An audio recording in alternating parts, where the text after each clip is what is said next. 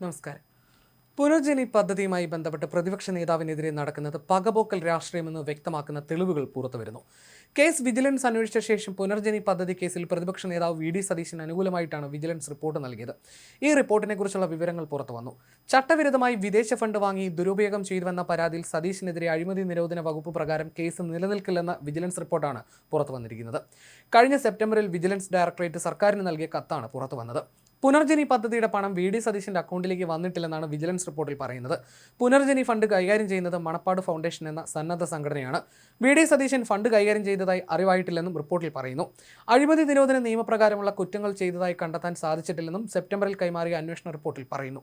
സ്പീക്കറുടെ വിശദീകരണ കത്തിന് നൽകിയ മറുപടിയിലാണ് സതീശന് വിജിലൻസ് ക്ലീൻ ചിറ്റ് നൽകിയത്. സ്പീക്കറുടെ അനുമതിയില്ലാതെ വി ഡി സതീശൻ വിദേശത്ത് പോയതായി മുൻ വിജിലൻസ് ഡയറക്ടർ വ്യക്തമാക്കിയിരുന്നു. ഇതിലാണ് ആഭ്യന്തര സെക്രട്ടറിയോട് സ്പീക്കർ വിശദീകരണം നൽകിയത്. ഈ കത്ത് പുറത്തു വന്നതോടെ പുനർജനി പദ്ധതിയുമായി ബന്ധപ്പെട്ട് വി ഡി സതീശനെതിരെ CBI അന്വേഷണം നടത്തണമെന്ന നീക്കത്തിന് പിന്നിലെ രാഷ്ട്രീയവും തെളിയുകയാണ്. ഒരു വർഷം മുൻപ് വിജിലൻസ് CBI അന്വേഷണത്തിന് ശുപാർശ ചെയ്തതായിട്ടുള്ള വാർത്തകൾ പുറത്തു വന്നിരുന്നു. ഇതിന് പിന്നാലെയാണ് മാസങ്ങൾക്ക് മുൻപ് 2025 സെപ്റ്റംബർ 19 പുനർജനി പദ്ധതിയുമായി ബന്ധപ്പെട്ട് ക്രമക്കേട് നടന്നതായിട്ടുള്ള ആരോപണത്തിൽ പ്രതിപക്ഷ നേതാവ് വി ഡി സതീശനെതിരെ തെളിവില്ലെന്ന് ചൂണ്ടിക്കാണിക്കുന്ന വിജിലൻസിന്റെ മറ്റൊരു റിപ്പോർട്ട് പുറത്തു വന്നത്. സതീശന്റെ അക്കൗണ്ടിലേക്ക് പണം വന്നതായി കണ്ടെത്താൻ സാധിച്ചിട്ടില്ലെന്നും റിപ്പോർട്ടിൽ പറയുന്നു. വിദേശ സന്ദർശനത്തിന് ശേഷം വി ഡി സതീശൻ വസ്തു വാങ്ങിയതായി പരാതിയിൽ ആരോപിച്ചിട്ടില്ലാത്തതിനാൽ ആ വിഷയത്തിൽ അന്വേഷണം നടത്തിയിട്ടില്ലെന്നും റിപ്പോർട്ടിൽ പറയുന്നു. പുനർജനി ഫണ്ട് കൈകാര്യം ചെയ്തത് മണപ്പാട് ഫൗണ്ടേഷൻ എന്ന സന്നദ്ധ സംഘടനയാണ്.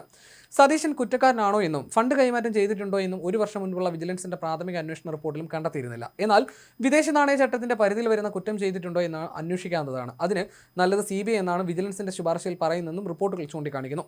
നേരത്തെ പുനർജനി പദ്ധതിയുമായി ബന്ധപ്പെട്ട് ക്രമക്കേട് നടന്നതായിട്ടുള്ള ആരോപണത്തിന് വി ഡി സതീശനെതിരെ CBI അന്വേഷണം വേണമെന്നുള്ള വിജിലൻസ് ശുപാർശ മുഖ്യമന്ത്രിക്ക് കൈമാറിയതായിട്ടാണ് വാർത്തകൾ പുറത്തു വന്നത്. ഇതിന് പിന്നാലെയാണ് വി ഡി സതീശനെതിരെ തെളിവില്ലെന്നും അക്കൗണ്ടിലേക്ക് പണം വന്നതായി കണ്ടെത്തിയിട്ടില്ലെന്നുമുള്ള മറ്റൊരു റിപ്പോർട്ട് വന്നതും.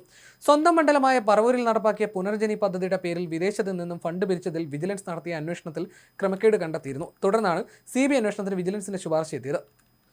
FCRA നിയമത്തിന്റെ ലംഘനം, സ്വകാര്യ സന്ദർശനത്തിനായി കേന്ദ്ര സർക്കാരിൽ നിന്ന് അനുമതി നേടിയ ശേഷം വിദേശത്ത് പോയി ഫണ്ട് സ്വരൂപിച്ചതും അത് കേരളത്തിലെ അക്കൗണ്ടിലേക്ക് എത്തിച്ചതിലെ നിയമലംഘനം എന്നിവ ചൂണ്ടിക്കാട്ടിയാണ് CBI അന്വേഷണത്തിന്റെ ആവശ്യകതയിലേക്ക് വിജിലൻസ് ശുപാർശ ചെയ്തിരിക്കുന്നത്.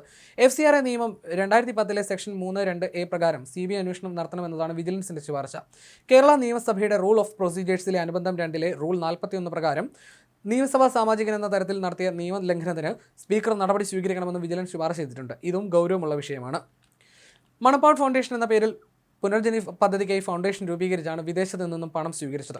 UK നിന്നും 22,500 പൗണ്ട് വിവിധ വ്യക്തികളിൽ നിന്നും സമാഹരിച്ച് മണപ്പാട് ഫൗണ്ടേഷൻ അക്കൗണ്ടിലേക്ക് അയച്ചതായിട്ടാണ് വിജിലൻസിന്റെ കണ്ടെത്തൽ. UK ആസ്ഥാനമായിട്ടുള്ള മിഡ്ലാൻഡ് ഇന്റർനാഷണൽ എയ്ഡ് ട്രസ്റ്റ് എന്ന NGO വഴിയാണ് മണപ്പാട് ഫൗണ്ടേഷന്റെ FCR അക്കൗണ്ടിലേക്ക് പണം അയച്ചത്. UK സംഘടിപ്പിച്ച പരിപാടിയിൽ പങ്കെടുത്തവരോട് പ്രളയബാധിതരായ സ്ത്രീകൾക്ക് പുനരധിവാസത്തിന്റെ ഭാഗമായി നെയ്ത്ത് യന്ത്രം വാങ്ങാൻ 500 പൗണ്ട് വീതം നൽകണമെന്ന് വി ഡി സതീശൻ അഭ്യർത്ഥിക്കുന്ന വീഡിയോ തെളിവായി വിജിലൻസ് പരിശോധിച്ചിരുന്നു. മണപ്പാട് ഫൗണ്ടേഷന്റെ സ്ഥാപകനും മാനേജിംഗ് ട്രസ്റ്റിയും നൽകിയ മൊഴിയും വിജിലൻസ് വിശകലനം ചെയ്തു.